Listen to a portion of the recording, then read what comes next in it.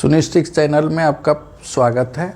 और आज हम लोग परसेंटेज का नेक्स्ट टॉपिक अंतर बराबर अंतर पे विचार करेंगे। इसमें चुनाव से संबंधित जो क्वेश्चन पूछा जाता है, जहाँ तक आप लोग जान रहे हैं कि परसेंटेज चैप्टर बहुत इंपॉर्टेंट चैप्टर होता है कंपटीशन के लिए, उसमें एक टाइप अंतर बराबर अंतर। तो हम लोग अंतर बराबर अंतर पे क्वेश्चन बनाएंगे आज। इसमें चुनाव से संबंधित क्वेश्चन जो भी होगा उसको बनाना है। जैसे देखिए हम लोग क्वेश्चन पे बात करते हैं। पहला क्वेश्चन है, एक चुनाव में दो उम्मीदवार थे।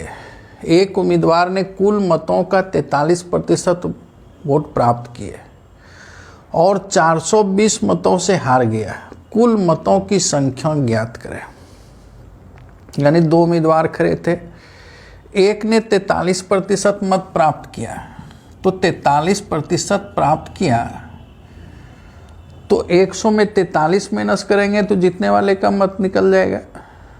तो 100 में 43 माइनस करेंगे तो 57% जीतने वाले को मिला।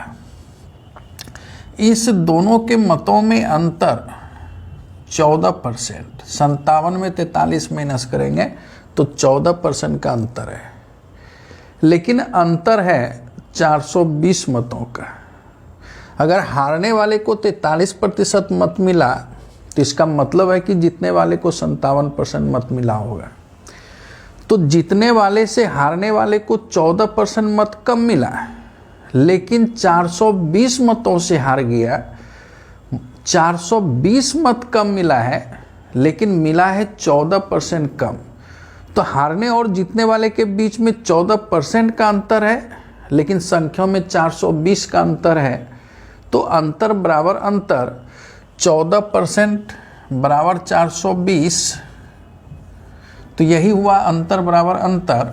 14% 420 तो 1% 30, तो 100% बराबर 3000। तो टोटल मतों की संख्या 3000 है।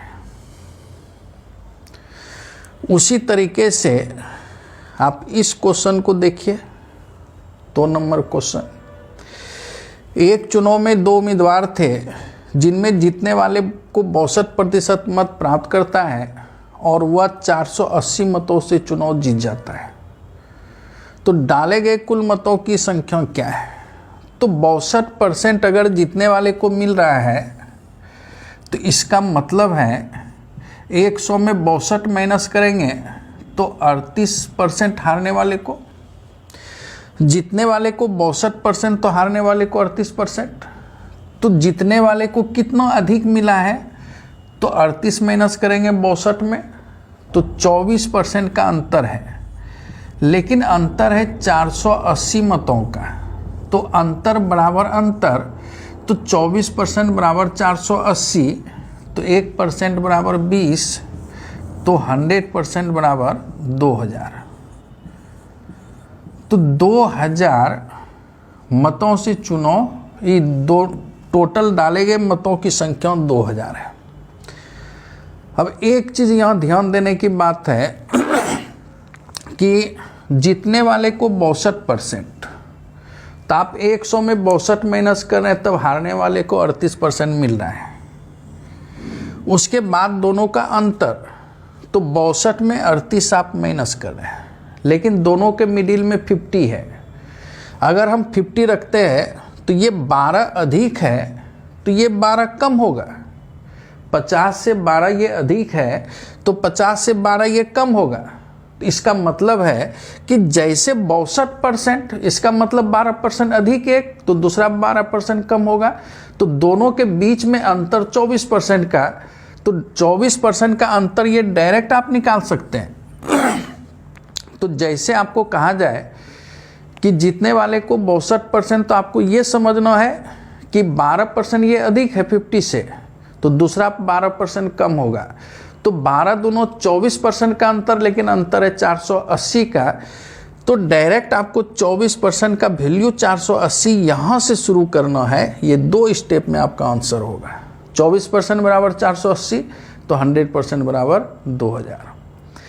उसी तरह से पहला क्वेश्चन में 43% हारने वाले को, यानी 50 से 7% कम। तो 50 से 7% इसको कम है तो इसको 7% अधिक होगा, तो 7 दूनी 14% का अंतर होगा।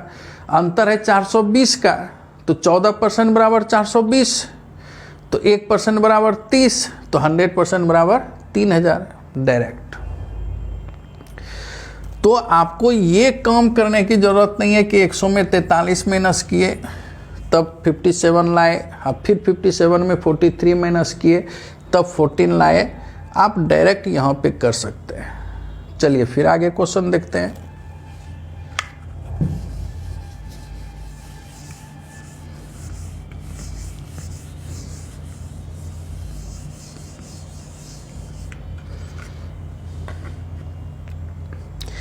एक चुनाव में 2 उम्मीदवार थे। एक उम्मीदवार ने कुल वैध मतों का 55% मत प्राप्त किए और 8000 मतों से चुनाव जीत गया। 55% जीतने वाले को 5% अधिक तो दूसरा 5% कम, तो दोनों के बीच 10% का अंतर।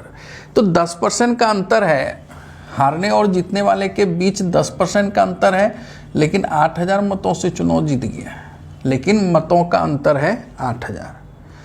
तो अंतर बराबर अंतर, 10% बराबर 8000, तो 100% बराबर 80000। तो 80000 ये वैध मत हुआ से चुनाव जीत गया। यदि डाले गए मतों में 20% मत अवैध घोषित किया गया हो तो कुल मतों की संख्या क्या है? ये जो हारने या जीतने वाले के खाते में जो भी मत जाता है वो सिर्फ वैध मत होता है, और यहाँ पर 20% मत अवैध घोषित किया गया। इसका मतलब 20% जो है न तो जीतने वाले के खाते में है न तो हारने वाले के खाते में है, तो 20% मत को साइड कर दिया गया है। लेकिन टोटल वैध मतों की संख्या 80000 हुआ, जो कि जीतने और हारने वाले के खाते में है, लेकिन वैध मतों की संख्या मात्र 80% हुआ, क्योंकि 20% मत अवैध है। तो वैध मतों की संख्या 80%, लेकिन वैध मतों की संख्या है 80000, तो 80% का वैल्यू 80000। तो डाले गए कुल मतों की संख्या 100%, तो 100% बराबर कितना? तो 1 लाख। ये आपका आंसर होगा। बस अंतर बराबर अंतर, एक तरफ परसेंटेज में 2 उम्मीदवार का अंतर निकालना है, दूसरे तरफ टोटल मतों में अंतर निकालना है। बस दोनों को आप बैलेंस करते जाइए और इजी प्रोसेस में क्वेश्चन बनाते जाइए, और इस तरह का क्वेश्चन आप बुक से खोज के बनाएं, बहुत इजी वे में बनेगा। इस वीडियो में इतना ही, धन्यवाद।